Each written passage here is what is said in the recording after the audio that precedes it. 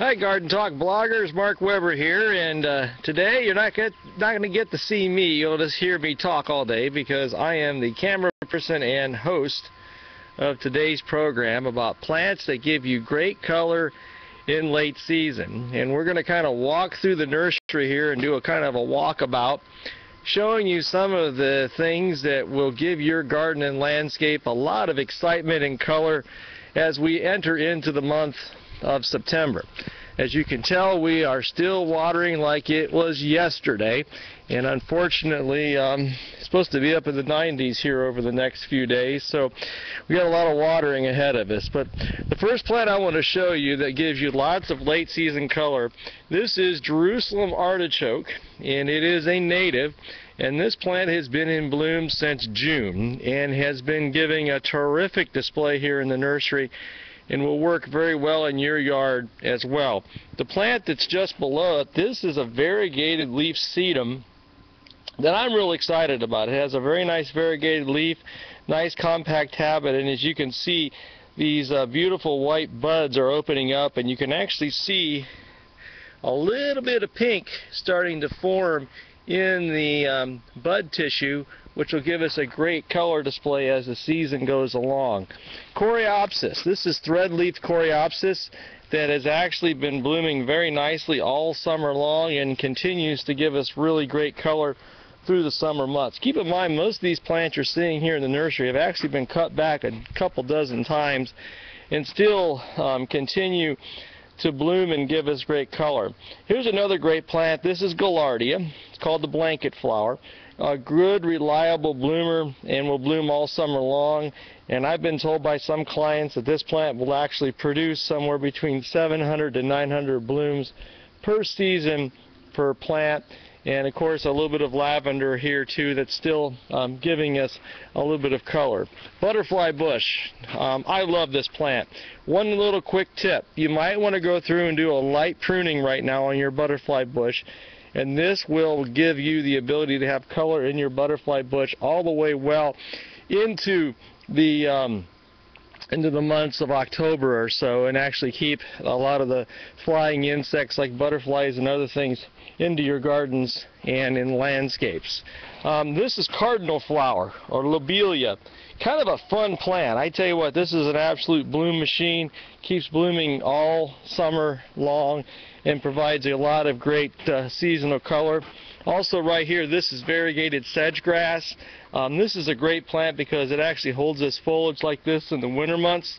And right next door to it is some dianthus. And this stuff blooms really nice in the fall, and it also gives you great color in the spring of the year. We're going to kind of walk around here a little bit, and I have to show you this. See this plant right here? This is called Russian sage.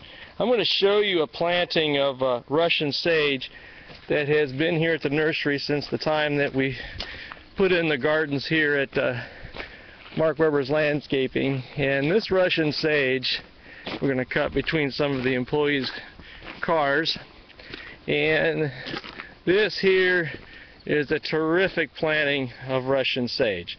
You know, folks, this is a plant that's very tolerant to dry conditions. These gardens that you're seeing here have had no water whatsoever, only from what the heavens above provide. And beautiful blue flowers provide a wonderful display. It works well with ornamental grasses, colonizes very nice. Again, Russian sage, an outstanding choice to be using in the garden as well in the landscape.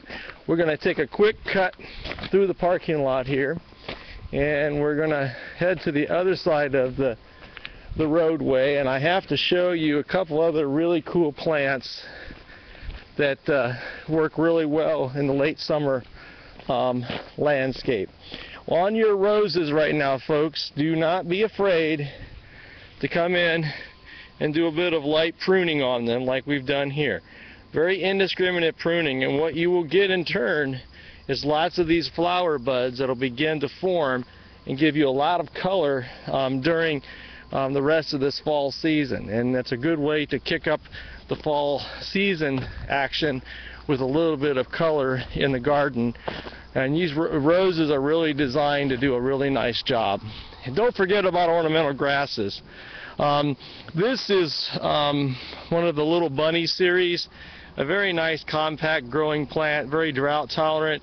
Gives a terrific display for the fall season and a very easy grower at that. We're going to cut through the gardens here and bar the noise from the cars driving by. This plant you see ahead of us here is called Hepacodium. And Hepacodium is a really cool plant because this plant is just beginning to bloom. It produces these flowers that are almost like Adelace and will provide you a terrific display for nearly 30 days in the month of September. Beautiful orange-red foliage in the fall, and as the plant ages, it actually forms them pretty cool exfoliating bark. And we're going to slip through this beautiful butterfly bush, and we're going to slip through the garden here, and I'm going to kind of show you what some of this foliage, the bark, does when it comes to Hepacodium. And you can actually see some of the peeling and cracking bark here on this Ustream broadcast as well. Don't forget, folks, as we enter the fall season, having your plants looked at for issues, particularly with chlorosis issues, as well as for disease issues and insect issues, is really important. And I will share that it's very important as well to have your gardens and landscapes looked at by good qualified professionals. This is a really cool plant. It's called a blackberry lily, and it's been flowering. It flowered all summer long, and now it's producing these really cool little black seed pods that you can see right here. And this is another cool thing about a lot of plants that give us color in the fall. They give us color not so much through foliage, but also through seed pods and things like that. And we're going to finish off the day actually with two other plants.